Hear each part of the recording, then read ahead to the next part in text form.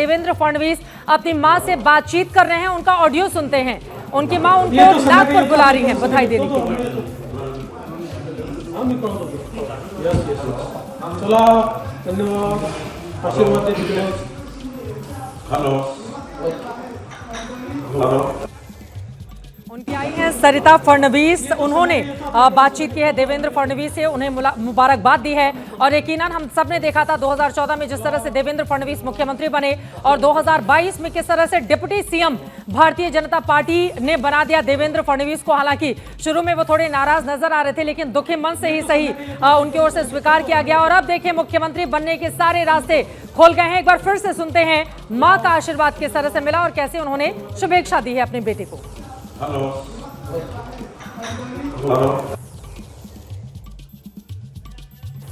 जीत के बाद देवेंद्र फडणवीस की यह पहली तस्वीर है। गणेश ठाकुर लगातार हमारे साथ जुड़े हुए हैं। गणेश, देवेंद्र फडणवीस बेसब्री से इस इंतजार में भी थे और हम सब जानते हैं कि भारतीय जनता पार्टी के नेताओं में अगर महाराष्ट्र की बात करें तो सबसे ज्यादा ताकत देवेंद्र फडणवीस की ओर से ही लगाई गई। एक है तो सेफ है के नारे, बटेंगे तो कटेंगे के नारे पर उन्होंने घेरे में ले लिया था अजित पवार को। और अब देवेंद्र फडणवीस के अच्छे दिन जो 2022 में अगर हम कहें कि डिप्टी सीएम बनने के बाद चले गए थे, वो फिर वापसी करते हुए दिखाई दे रहे हैं। हालांकि अभी मुस्कुराहट बहुत ज्यादा थोड़ी है मुस्कुराहट चेहरे पर मां से आशीर्वाद देने के बाद। गणेश जी बिल्कुल चित्रा, माँ ने उनको नागपुर से फोन किया और उनसे कहा कि आप नागपुर आइए। तो उन्होंने कहा मैं शाम को नागपुर आऊंगा और वहीं अभी फिलहाल वहीं से मुझे फोन पर आशीर्वाद दीजिए। तो एक पॉजिटिव बॉडी लैंग्वेज, बहुत ही रिलैक्स दिख रहे हैं। अभी समीकरण उनके पक्ष में है, वापस मुख्यमंत्री बन सकते हैं। और महाराष्ट्र में देवेंद्र फडणवीस का एक बयान 2019 का के लिए बहुत मजाक का विषय बन गया था, जब उन्होंने कहा था कि मैं वापस आऊंगा। एक कॉन्फिडेंस था 2019 में, लेकिन वो वापस नहीं आए। तो पिछले 5 साल से वो लगातार लोग उनको, उनके विपक्ष विरोधी पार्टियां उनको ट्रोल करते रहे उस बयान के साथ कि आप कह रहे थे मैं वापस आऊंगा, मराठी में कहते हैं मैं पुनः यही। तो वो आप वापस नहीं आ पाए, लेकिन आज वो समय है जब आज देवेंद्र फडणवीस जरूर कहेंगे कि मैं वापस आया हूँ और डंके की चोट पे आया हूँ। जब वो पहली प्रतिक्रिया देंगे तो शायद ये बयान वो वापस दोहराएंगे और सभी विरोधी पार्टियों को जवाब देंगे, क्योंकि पिछले 5 साल से उनको इसी बयान को लेकर ट्रोल किया जा रहा था, मजाक का पात्रों ने बनाया गया था। लेकिन आज उन्होंने वापसी की है, बिल्कुल बहुत शानदार वापसी की है। गणेश, हर सुबह नई जिंदगी का श्री गणेश होता है और देवेंद्र फडणवीस के लिए आज की ये जो सुबह है वो शानदार साबित हो रही है। लेकिन मेरा अगला ये सवाल है, जो उन्होंने डायलॉग दिया था कि एक बार मैं शानदार तरीके से वापस आऊंगा, मुझे गृहमंत्री अमित शाह का भी बयान जब गुजरात छोड़कर उनको बाहर जाना पड़ा था, इसी तरह का बयान उनकी ओर से दिया गया था। अब इस बात को भी चेक करना होगा कि बीजेपी के नेताओं का ये जो कॉन्फिडेंस है, जो दमदार तरीके से वो बोलते हैं कि नहीं मैं वापसी करूंगा, और उसमें अमित शाह ने भी कितनी बड़ी कामयाबी हासिल की उसको बताने की जरूरत नहीं। और देवेंद्र फडणवीस के लिए भी आज का दिन बहुत ज्यादा बड़ा, क्योंकि अब तक के इतिहास में अगर 126 सीटों की मैं बात करूं तो भारतीय जनता पार्टी अगर 126 सीटें जीतने में कामयाब रहती है तो महाराष्ट्र की सियासत में यह पहली बार है जब बीजेपी इतनी ज्यादा सीटों पर जीत हासिल करेगी, वो भी 49 सीटों पर लड़कर। गणेश ठाकुर के पास हम चलेंगे, लेकिन उसके पहले तस्वीरें आपके सामने है। जीत के बाद देवेंद्र फडणवीस की पहली तस्वीर में सबसे पहले अपनी मां से ही वो बात करते हुए दिखाई दे रहे हैं। मां ने उनको बधाई दी और उसके बाद नागपुर आने के लिए कहा। आपको बताते चले नागपुर जो कि उनका घर है, वहां पर उनकी मां इंतजार कर रही है। नागपुर में जाकर आरएसएस के तमाम बड़े पदाधिकारियों से देवेंद्र फडणवीस ने जब चुनाव संपन्न हो गए थे उसके बाद उन्होंने मुलाकात और बातचीत की थी। फिलहाल यही वो चेहरा, महाराष्ट्र का क्या बनेंगे मुख्यमंत्री देवेंद्र फडणवीस, क्योंकि अब तक की तस्वीर बिल्कुल साफ हो गई है। बीजेपी 126 के साथ, शिवसेना शिंदे 53 के साथ। अगर शिंदे साहब चाहे जल्दी एक मैं टिप्पणी ले लेती हूं पंकज जी आपके पास आते हुए। अब तो देवेंद्र फडणवीस ही सबसे आगे और उनकी ये तस्वीरें, क्या टिप्पणी करेंगे इस पर आप? हाँ, अब तो देवेंद्र फडणवीस ही मुख्यमंत्री बनेंगे, इसमें कोई दो मत है नहीं। ये ज़रूर मैं कहना चाहता हूँ कि महाराष्ट्र में भारतीय जनता पार्टी की जो जीत है वो दरअसल राष्ट्रीय स्वयंसेवक संघ और योगी आदित्यनाथ के नारे की जीत है। इसमें नरेंद्र भाई मोदी और दूसरे लोगों का कोई खास भूमिका इसमें नहीं है। महाराष्ट्र जो गया एक तरफा भारतीय जनता पार्टी के साथ, वो इसलिए गया, इस बात ने ये सिद्ध कर दिया है कि अगर राष्ट्रीय स्वयंसेवक संघ न हो तो भारतीय जनता पार्टी अकेले नरेंद्र भाई मोदी के बूते पर कहीं भी सरकार बनाने की स्थिति में नहीं है। ठीक है, लेकिन हमने देखा था नारे लगे थे, हालांकि पहले के नारे थे, इस बार तो बड़ा फूंक फूंक कर बीजेपी के नेताओं ने भी कदम आगे बढ़ाया था। 2019 के नारे थे दिल्ली में नरेंद्र और महाराष्ट्र में देवेंद्र, लेकिन इस बार चूंकि महायुति एक साथ सहयोगियों के साथ चुनावी मैदान में थी तो इस तरह के नारे नहीं गढ़े गए थे। फिलहाल ये तस्वीर आपके सामने, जल्दी से एक टिप्पणी। भारतीय जनता पार्टी बहुत प्रैग्मेटिक पार्टी है, पॉलिटिक्स में जिसको कहते हैं मैकियावेलियन जो थ्योरी है उस लिहाज से, क्योंकि आप देखिए कह रहे थे कि भाई किसी एक को ड्रॉप कर सकती है। भारतीय जनता पार्टी इतना छोटा नहीं सोचती है, बहुत लंबा सोचती है। नीतीश कुमार को जिस तरीके से वो बनाए हुए हैं, लोग कह सकते हैं कि वहाँ मजबूरी है, तो ये कहना जल्दी होगा कि कौन मुख्यमंत्री होगा और किसको वो ड्रॉप कर देंगे। कहना चाह रहे हैं कि बीजेपी में बहुत विनम्रता है, तो नम्रता मेरी सहयोगी जुड़ चुकी है, सीधे मैं उनके पास चलती हूँ। नम्रता, भारतीय जनता पार्टी में उत्साह का माहौल है, पीछे झंडे लगाए जा चुके हैं, जरा तस्वीरें दिखाइए, मैं आ रही हूँ आपके पास।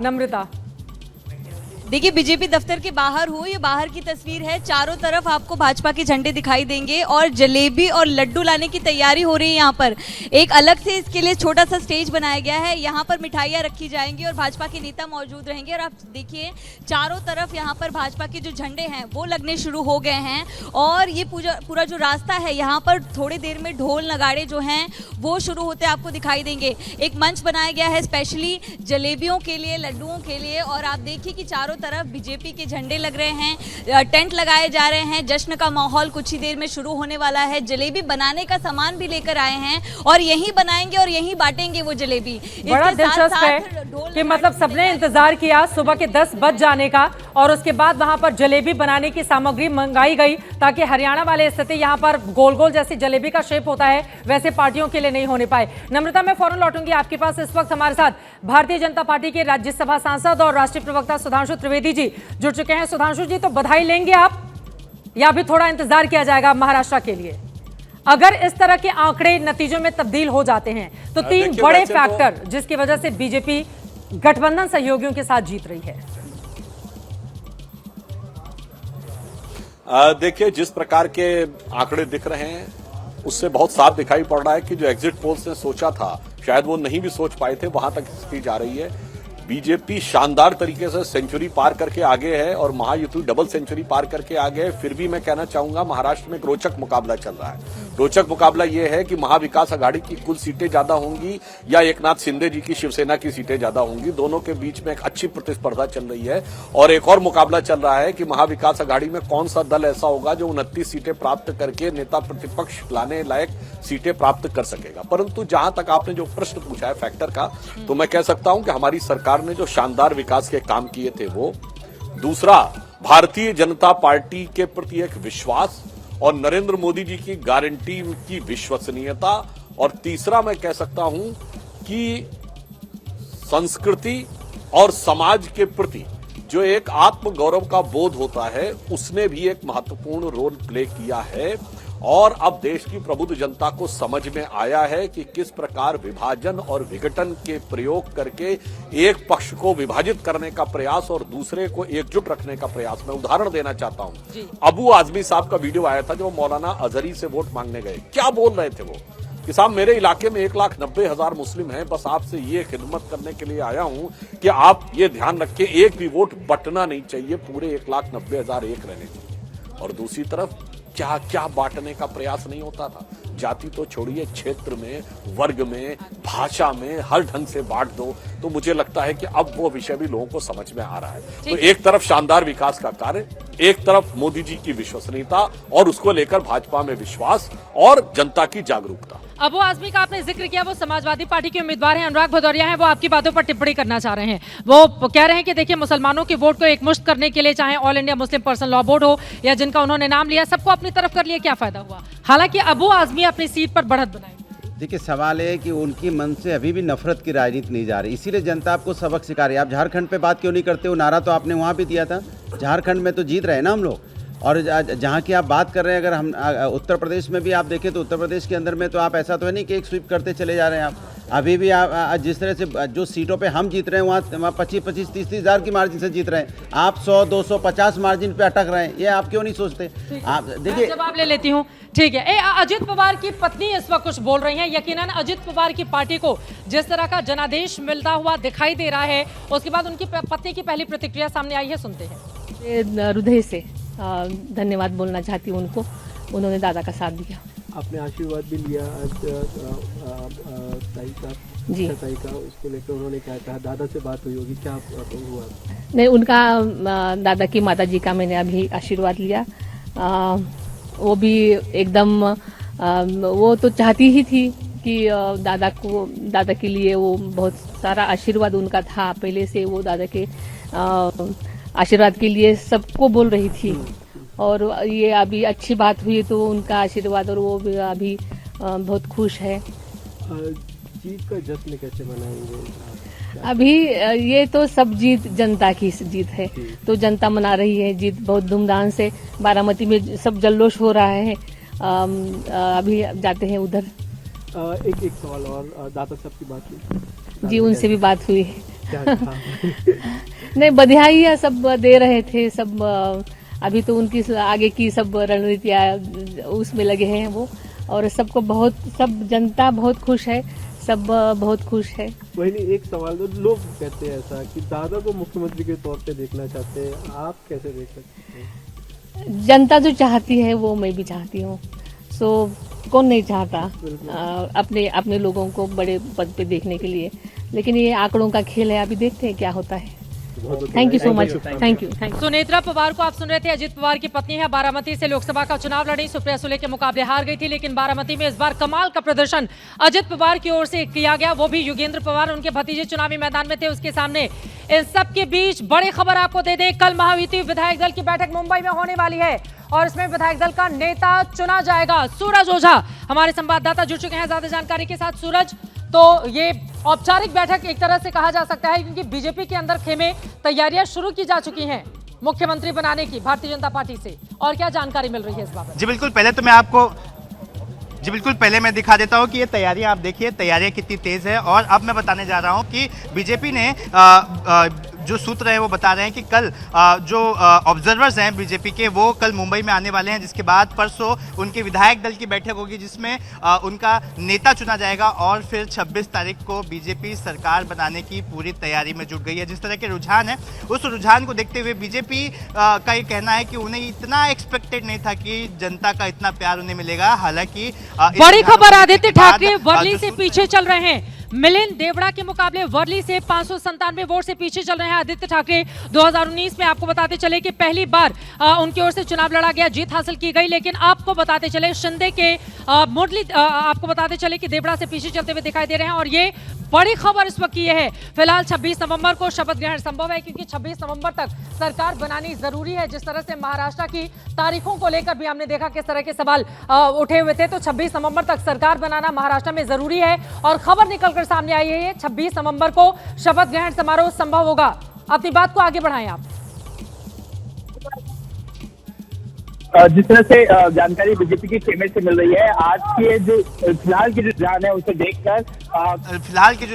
उसे देखकर कल बीजेपी के ऑब्जर्वर्स मुंबई में आने वाले हैं, जिसके बाद परसों विधायक दल की बैठक होगी, उनका नेता चुना जाएगा, और फिर 26 तारीख को सरकार बनाने की पूरी तैयारी में बीजेपी फिलहाल जुटती नजर आ रही है। मैं आपको थोड़ा सा दृश्यों में दिखा दूं। आप देखिए कि जिस तरह के रुझान है, उसके बाद बीजेपी के कार्यालय को अब सजाया जा रहा है, फूल लगाया जा रहा है, फूल से पूरे कार्यालय को सजाने का यहाँ पर आप देख सकते हैं कि दृश्य दिख रहा है कि बड़े बड़े फूल हार मंगाए जा रहे हैं। पूरी दुल्हन की तरह बीजेपी के कार्यालय को सजाया जाएगा, जिस तरह से बीजेपी के बड़े नेताओं का दावा है।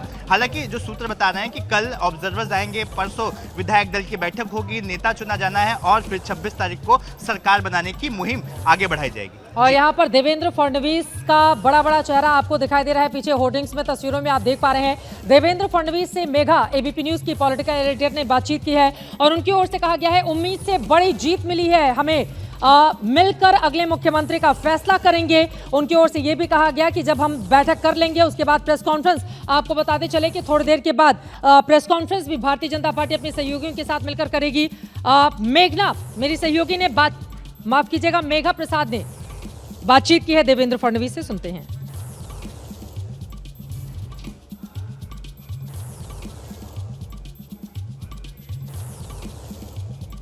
मेघा, आपको मेरी आवाज मिल रही है क्या? आपने बातचीत की है देवेंद्र फडणवीस से।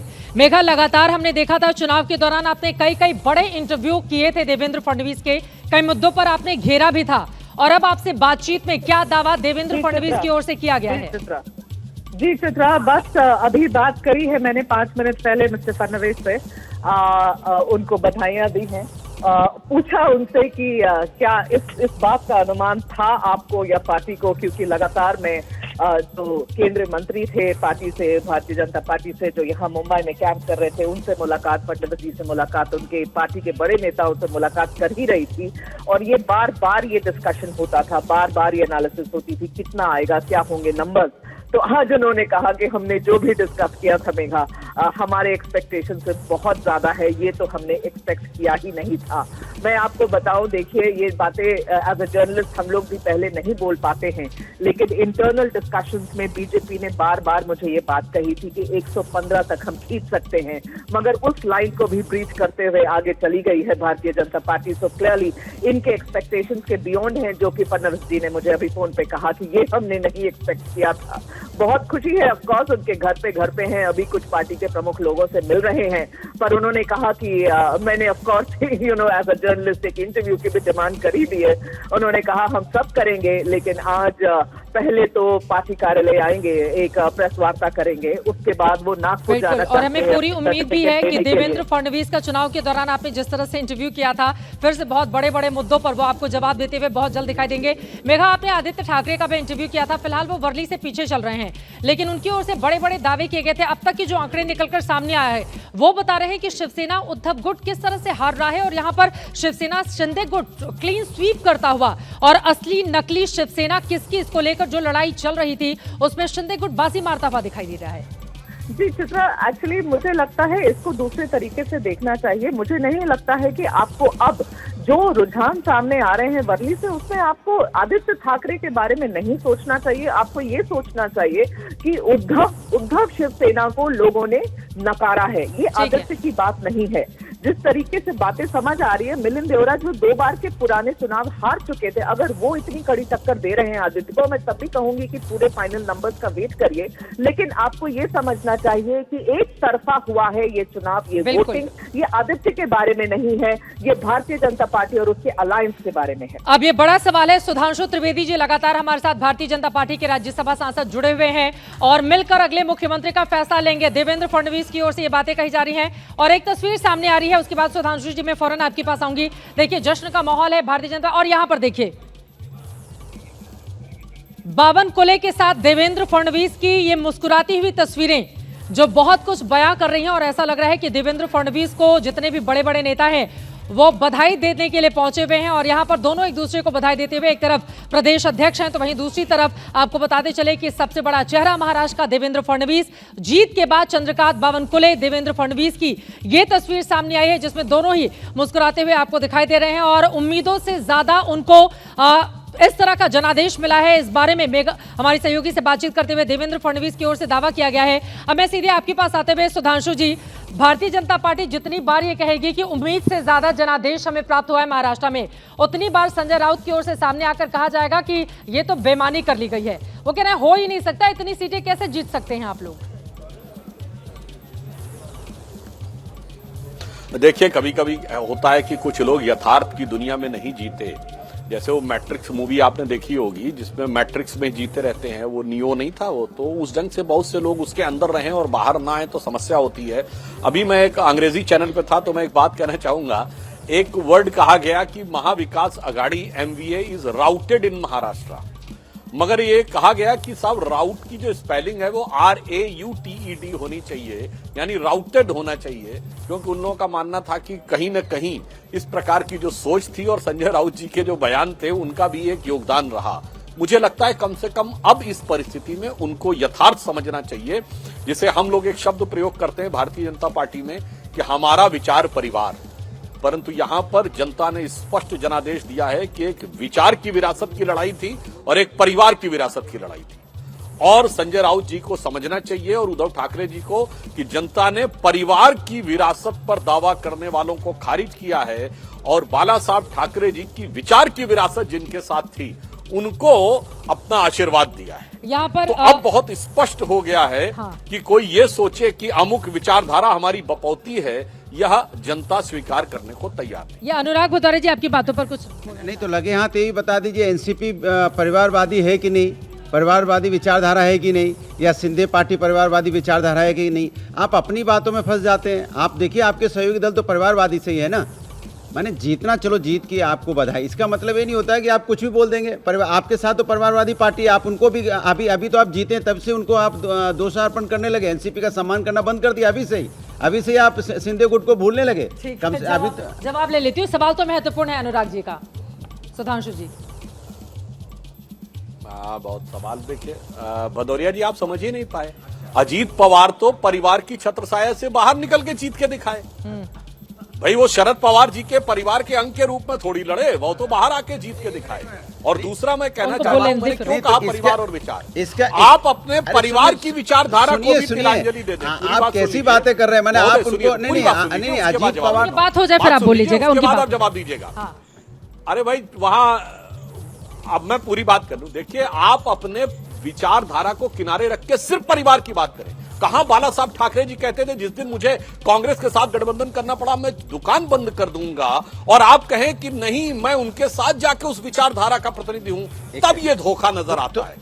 हमने अनुराग जी पिछले 70 सालों में भारतीय जनता पार्टी ने अपना कोई स्टैंड चेंज नहीं किया है। धारा 370 राम मंदिर से लेकर सब कुछ। राहुल गांधी जी को देखिए, इंदिरा जी के परिवार की बात करते हैं और जो कांग्रेस नारा देती थी इंदिरा जी के जमाने में, जात पे ना पात पे, इंदिरा जी की बात पे मोहर लगे कि हाथ पे, वो कहते हैं सबकी जात खोजनी है। तो भाई अपने परिवार का भी तो तुम ध्यान नहीं रख रहे हो। चले गए आप सुन लीजिए, बहुत पीछे। आज तो सुधांशु जी का दिन है, थोड़ा दिल बड़ा करके उनको मुबारकबाद दे दीजिए अनुराग भदौरिया जी। मतलब आप तो एक ही रंग में है। देखिए आप बाकी लोगों के ऊपर आरोप लगा सकते हैं, अनुराग जी हमेशा एक ही रंग में। हाँ वही तो बात है, ये तो मेरा रंग एक ही रहता है ना, उनकी तरह रंग थोड़ी बदलते हैं। अब सवाल ये है कि हरे रंग में नहीं सवाल ये है कि वो तो अजीत पवार साहब तो कह रहे थे कि हम बटोगे कटोगे के नारा का समर्थन नहीं करते। अब आप उनके बारे में क्या बोलोगे, लेकिन वो तो जीत रहे हैं आपके साथ और उनको परिवारवादी भी नहीं मान रहे हैं। अचानक सुनामी चल रही है ना उनकी, बीजेपी प्लस की सुनामी चल रही है। अच्छा झारखंड का बोलने से डरने लग रहे हैं। वो झारखंड के बारे में बात करना चाहते हैं क्या? झारखंड में तो आपको नकारा है ना बुरी तरह से, उस पर आप क्यों नहीं बोलना चाहते? ठीक है आप महाराष्ट्र में चलिए, आपके दाव लग गया, लेकिन झारखंड में वहां नहीं बोलेंगे आप। बोलिए सुधांशु जी। हाँ मैं कहना चाहूंगा आप लोगों से, जरा झारखंड का भी पार्टी ब्रेकअप दिखा दीजिए तो और दूध का दूध पानी का पानी हो जाए।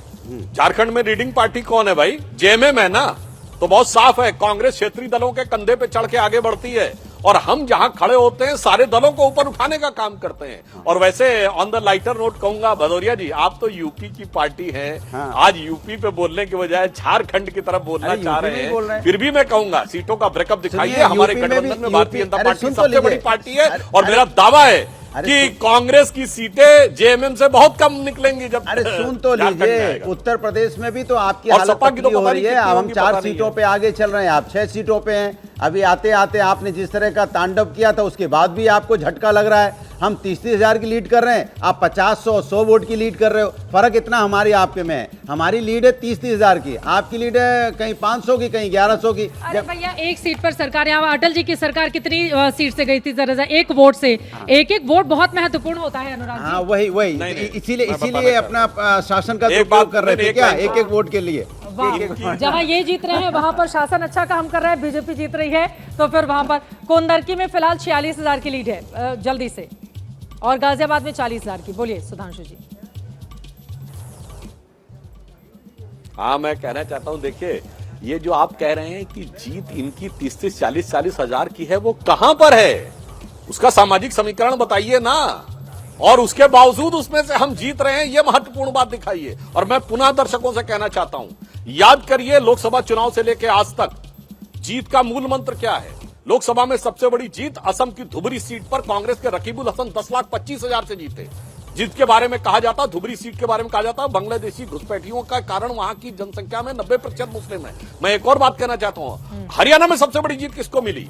ममन खान को मिली 98,000 से जीत मिली, हुड्डा साहब 70,000 से जीते। ये वो इलाके जहां मुस्लिम 80%। मैं विनम्रता से पूछना चाहता हूं, एक ऐसा इलाका बता दीजिए जहां 80% मुस्लिम हो और वहां पर मुस्लिमों के अगेंस्ट बोलने वाला कोई जीत के दिखाता हो, बताइए।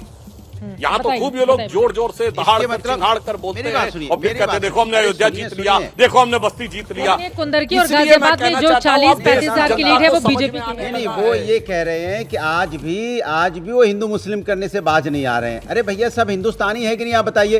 क्या आप उनको हिंदुस्तानी नहीं मानते? करहल में हम जीत रहे हैं, क्या वहाँ हिंदुस्तानी नहीं रहते? क्या वहाँ जो करहल में बिरादरी के लोग रहते हैं उनको हिंदुस्तानी मानते कि नहीं मानते आप? ये सीसामो में हम जीत रहे हैं, वहाँ हिंदुस्तानी मानते कि नहीं मानते आप? कमाल की बात करते हैं। नफरत क्या आपके खून में है क्या? इंजेक्शन लगा के चलते क्या नफरत का कि बोलना ही हिंदू मुस्लिम है? अरे जीत रहे हैं तो जीत की बधाई ले लीजिए, फिर भी नफरत है। हम तो कह रहे हैं कि आप जीत रहे हैं, अच्छी बात है, आपको हम महाराष्ट्र की बधाई दे रहे हैं, लेकिन आप नफरत की राजनीति से बाजी नहीं आ रहे। कमाल की बात और ये जो मुस्लिम संगठनों की ओर से एकमुश्त एक तरफ वोट देने की अपील की जाती है, वो कौन सी पॉलिटिक्स है? देखिए कौन, वो लोग खुद ही आ जाए राजनीति में, वो क्यों अलग से छिपे हुए पॉलिटिक्स? मेरी बात तो उनको किसी ने रोका? किसने? किसी को राजनीति में आने से कौन रोक सकता है? आप ही बताइए। अरे आप ही के नेता गए थे अबू आजमी साहब, जिसका वो जिक्र कर जब रहे आप थे। चुनाव लड़ते तो हर जगह जाता है आदमी, मंदिर भी जाता है, मस्जिद भी जाता है, गुरुद्वारा भी जाता है, गिरजाघर भी जाता है, इसमें क्या बुराई है? कहाँ गए थे वो मंदिर? अरे वहाँ पर अरे गए थे सब मौलाना जगह। जी से अरे क्या बात करते हो? आपने। सीसामो में गई नहीं थी वो, जिसका ये हल्ला मचा रहे थे सुधांशु जी? ठीक है, बोलिए, आप बहुत हल्ला मचा रहे हैं और ये तस्वीरें भी हम दिखा रहे हैं। सुधांशु जी, जल्दी से अनुराग भदौरिया की बातों पर जवाब आपका। वो पानी पीने लगे जवाब देने के पहले। पानी पी लीजिए तभी जवाब दे पाएंगे। आज ये आप क्या कह रही थी, मुझे सुनाई नहीं पड़ा ढंग से, जरा दोबारा बोल दीजिए। हाँ, सवाल ये, अब अनुराग भदौरिया जी आपके पानी पीने पर टिप्पणी कर रहे हैं और वो कह रहे हैं कि जहां पर बीजेपी हार रही है वहां की वो बात करना नहीं चाहती, बार बार वो आपको झारखंड लेकर जा रहे हैं। जो इन्होंने पानी पे टिप्पणी की है, तो मैं कहना चाहूंगा पानी के भी दो अर्थ होते हैं। एक तो पीने वाला पानी, इसे जल कहते हैं, और एक पानी होता है जिसका अर्थ होता है मान सम्मान स्वाभिमान। तो भदौरिया जी, जनता समझती है रहीमन पानी राखिए, बिन पानी सब सून, और पानी गए न उबरे मोती मानस चून। मगर पानी आपने पी तो लीजिए। देश क्या मान सम्मान वाला झारखंड में पानी पानी हो रहे हैं, इसीलिए मैंने कहा है झारखंड में पानी पानी, जनता का मानस और मानस का मोती दोनों इस यथार्थ को समझ हो गया है। समझ गए सब लोग। जब आप बोल रहे थे वो पानी नहीं पी रहे थे, अब उनको सुन लीजिए। पहले कह रहे ना कि उनको पानी पीना पड़ रहा है बोलने के पहले। आप पानी नहीं पियेंगे तो फिर झारखंड में जवाब कैसे देंगे बताइए आप? पानी पीना पड़ेगा क्योंकि वहाँ पानी है। ये बोलिए सुधांशु जी। वैसे झारखंड में कितनी सीटें समाजवादी पार्टी, फिर समाजवादी पे आ गए। हमें इंडिया गठबंधन की बात होती है, आप हारने लगते हो तो फिर समाजवादी पे आ जाते हो। अरे आप तो सपा के प्रवक्ता है ना। अरे हम तो देश के प्रवक्ता हैं। अरे हम तो हिंदुस्तानी हैं, हम तो अपने आप को हिंदुस्तानी मानते हैं। आप मानते नहीं मानते मुझे पता नहीं कि आप कहाँ का मानते हैं। ठीक है, अब जवाब ले लेते हैं, बाकी लोग भी हैं। सुधांशु जी जल्दी से बोलिए, जवाब दीजिए, उनकी बातों पर जवाब दीजिए। भदौरिया जी, तो इंडी गठबंधन के प्रवक्ता है, तो कांग्रेस को कितनी सीटें दी थी आपने? यूपी में देखिए बड़ा गजब काम किया। अखिलेश जी ने कहा था हम यूपी में भाजपा साफ कर देंगे। चित्रा जी, भाजपा साफ किया ना किया, सीट वितरण में कांग्रेस को साफ कर दिया। और मैं एक और बात कहूंगा, समझदारी दिखाई अखिलेश जी ने। उनको समझ में आ गया था कि कांग्रेस ने उनके कंधे पे चढ़ के ऊपर जीत हासिल की थी। अब उन्होंने कहा मैं फालतू फंड में अब कांग्रेस को अपने कंधे पे चढ़ा के जीत नहीं दिखाने वाला। और मैं ये भी कहना चाहूंगा गंभीरता से कि कांग्रेस ने जो अल्ट्रा लेफ्टिस्ट एंगल लेने का प्रयास किया है, मुझे लगता है कि इस बात से उनको गंभीरता समझना चाहिए। शायद भारत की राजनीति का यथार्थ उनके समझ में नहीं आ रहा है। ठीक है, मैं आ रही हूँ सुधांशु जी, मैं फौरन आपके पास आ रही हूँ। इस वक्त अजित पवार के घर के बाहर उनके कार्यकर्ताओं की ओर से जश्न मनाए जा रहे हैं। अजित पवार के पोस्टर हाथ में है और आपको बताते चले, शरद पवार के ऊपर अगर अजित पवार की पार्टी 38 सीटों के साथ इतना शानदार प्रदर्शन करती है तो अब एनसीपी किसकी? इसको लेकर जो सवाल लगातार कायम था उस पर से पटाक्षेप हो गया है, क्योंकि एनसीपी अजित पवार की पार्टी 38 सीटों पर शानदार प्रदर्शन करती हुई दिखाई दे रही है। आपको बताते चले, महायुति में सबसे कम सीटों पर एनसीपी नहीं जीता और यहाँ पर गुलाबी रंग के कपड़ों में आपको महिलाएं दिखाई दे रही हैं। आपको बताते चले कि पूरे के पूरे अगर अजित पवार के हम कैंपेन को देखें तो उनकी ओर से वो खुद भी गुलाबी रंग की जैकेट में, गुलाबी पर्पल जैकेट में आपको लगातार दिखाई दिए। महिलाओं के लिए जिस लाडकी बहना योजना की बात उनकी ओर से बार बार अपने मंच पर की जाती रही और उसका अब तिलक सजता हुआ दिखाई दे रहा है। यहाँ पर लाडकी बहना योजना ने कमाल कर दिया और 38 सीटों के साथ इसको भी प्रचंड जनादेश कहा जाएगा अजित पवार के ऊपर, क्योंकि एनसीपी शरद पवार अगर 15 सीटों के साथ पीछे रह जाती है, जबकि आपको बताते चले शरद पवार का लोकसभा चुनाव में शानदार प्रदर्शन था, 9 सीटें इस पार्टी ने जीती थी, अजित पवार को 1 सीट मिली थी। लेकिन अब यहां पर बिल्कुल उलट स्थिति दिखाई दे रही है। हमारे साथ सुधांशु जी बने हुए हैं। सुधांशु जी, हमारे साथ प्रवीण कुंटे, नेता शरद गुट के एनसीपी से हमारे साथ जुड़े हुए हैं, उनके पास मैं चलूंगी। प्रवीण कुंटे जी, अजित पवार के घर के बाहर शानदार प्रदर्शन, उन तक आवाज नहीं पहुंच रही है हमारी, दोबारा उनके पास जाएंगे। और यकीनन अभी दुख का वक्त है यहां पर शरद पवार और उनके गुट के लिए, क्योंकि 15 सीटें कहां और डबल से भी ज्यादा अजित पवार को यहां पर। तो ये जो असली नकली शिवसेना या फिर असली नकली एनसीपी को लेकर जो लड़ाई चल रही थी सुधांशु जी, क्या आज के इन आंकड़ों ने उसका भी पटाक्षेप कर दिया है? और अब इन दोनों ही नेताओं का, चाहे वो एकनाथ शिंदे हो चाहे अजित पवार हो, उनका रोल क्या रहने वाला है? देखिए, मेरा यह कहना है कि बहुत स्पष्ट रूप से अब यह साफ हो गया है कि एनसीपी या शिवसेना किसी ने नहीं तोड़ी थी। जो गृह मंत्री अमित शाह जी ने कहा था, एक पार्टी पुत्र मोह में टूटी थी और एक पुत्री मोह में टूटी थी। और आज दोनों के बारे में महाराष्ट्र की जनता ने स्पष्ट कर दिया कि वास्तविकता में राजनीतिक विरासत किसके साथ है। और यदि मैं लाइटर नोट पे कहूं चित्रा जी, तो महाराष्ट्र में दिख रहा है कि भतीजा चचा पे भारी पड़ गया। और वैसे अक्सर ऐसा हो जाता है, अनुराग भदौरिया जी की पार्टी में भी जो भतीजे थे यानी अखिलेश जी, वो अपने चचा शिवपाल जी पे भारी पड़ गए थे।